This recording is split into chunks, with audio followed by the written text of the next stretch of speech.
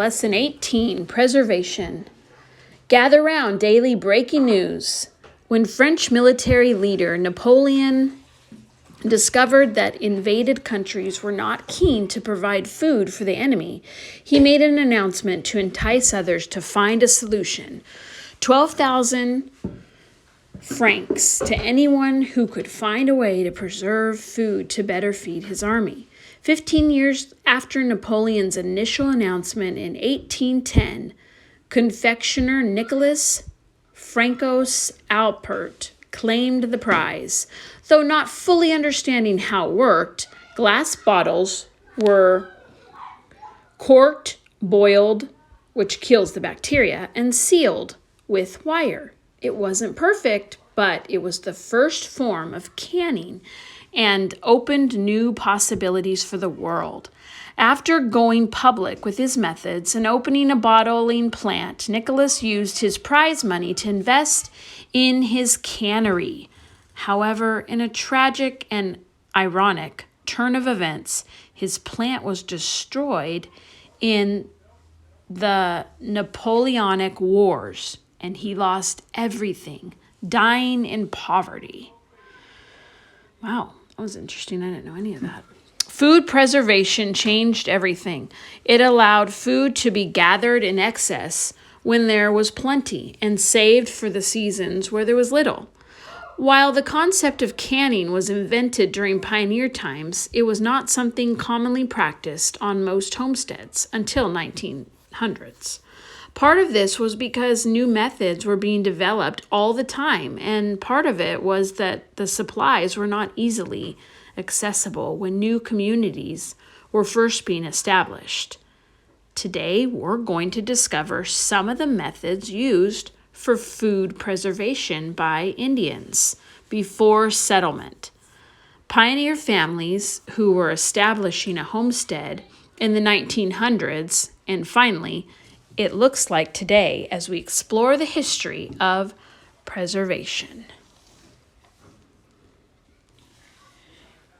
Indigenous food preservation.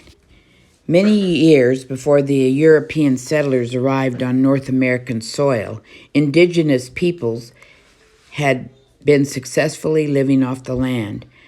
They passed on their skills and knowledge to generation after generation through stories and oral histories. They knew which plants could make you sick and which could help you be better. They knew how to make poultices and salves that could heal a wound. They knew where to find game and what foods were available in which region or season. Knowledge, the key to survival, was protected by the elders, who were respected for their wisdom. Some indigenous groups were nomadic, meaning they moved around to follow the seasons, migratory patterns of game or food. Others built villages and settled in, using their knowledge of the land and finding unique ways to store food so they could survive the winter, drought, or famines that might come their way. They did this in three main ways. The first way was cold storage. Do you remember learning about the frost lines in different regions in Lesson 7? Depending on where they might live, indigenous peoples would dig deep holes in the ground toward the frost line and store their food there to help them last longer. In the winter, hunting was popular because the freezing temperature preserved the meat. The second way was dehydration. Vegetables, fruits, and even meat could be dehydrated or dried to help them last through the year. The meat was cut into strips and smoked over a low fire until it was tough and dry or hung over a stick to dry in the sun. Vegetables could be strung up and hung to keep them dry and accessible. Fruit might be laid out on the rocks and turned to dry it out. Number 3 was Pamisa Can. I'm not sure of the pronunciation on that. Perhaps one of the most commonly known methods of food preservation today is Pamisa Can, the indigenous first protein bar. Pamisa Can was made by cutting meat, usually something like venison, into very thin strips and drying it completely. It was ground up by rocks until it was a fine powder and mixed with rendered fat. Remember what we learned about tallow? Often berries were added for added flavor and nutrition. These were rolled into balls and could be stored for a long time without going bad. Though they weren't very tasty, they contained high amounts of protein and were indispensable.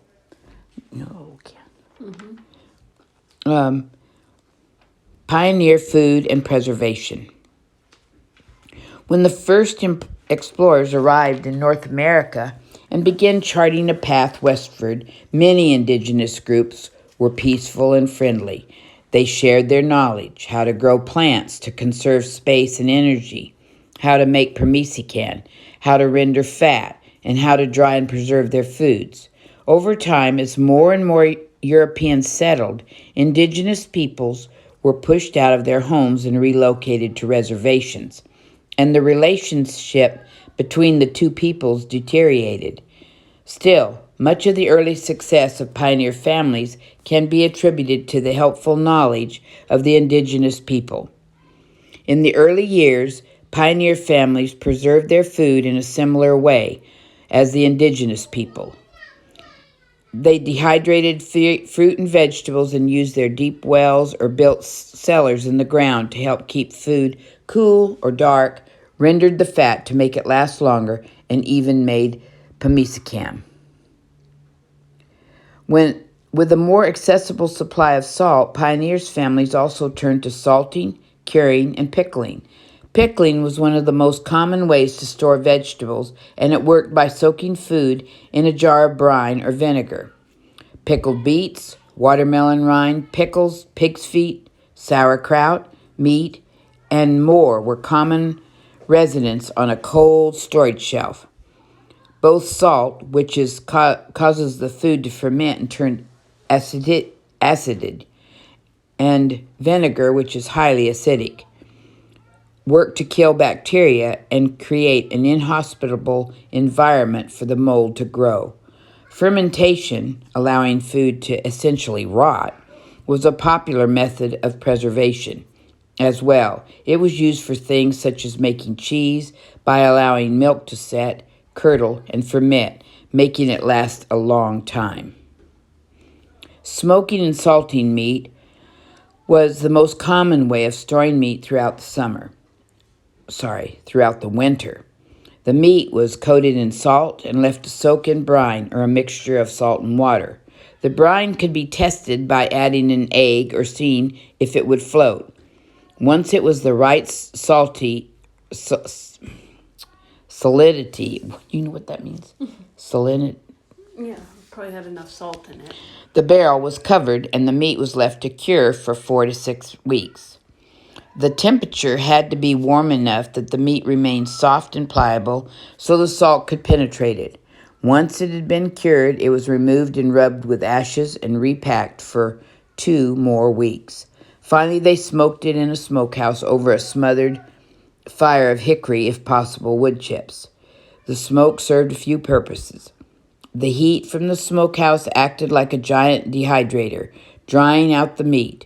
In the process, it also added flavor to the meat and kept away flies and other bugs that might eat or lay their eggs on it. The meat would smoke for several weeks before it was packed away in hickory ashes until it was ready to be eaten. I wonder why they packed it in ashes. I don't know. Maybe for the... It tastes gross. You have to wipe it off? Maybe. Preservation in the 1900s.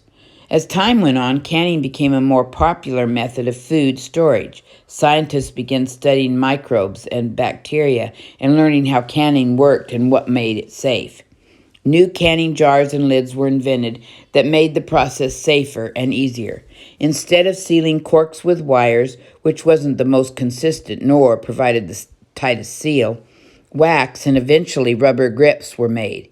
As time went on, the pressure canner was invented, which allowed foods that were not acidic enough, such as meat or vegetables, could be processed at high temperatures to preserve them. From the tin cans you find in the store to the glass mason jars you see on the grocery store shelf during canning season, huge advantages were made in the 20th century that forever changed how fruit and vegetables and even meat were stored. Well, does this go on?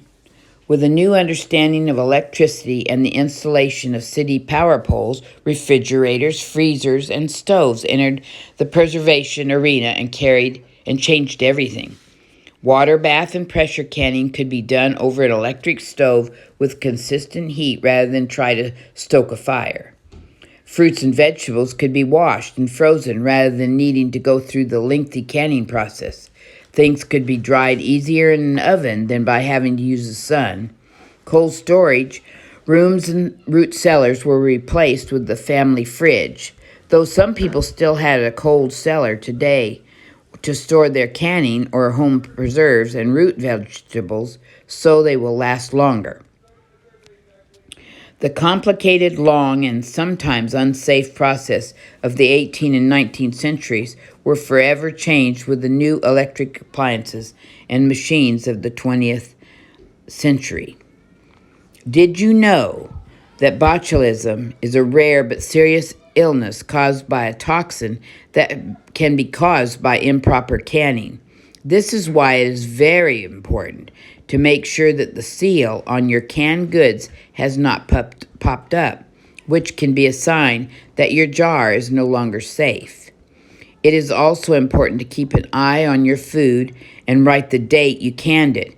Canned goods have a longer shelf life, but they still have a date of expiry that needs to be watched to make sure that you won't eat something that makes you sick. Preservation today. While the same methods of preservation are used today, the tools have changed over the past century. Food dehydrators use a fan to distribute heat evenly over several different stacking trays that still allow airflow. Much of our food is purchased and carefully packaged and sealed to ensure that it stays fresh for longer.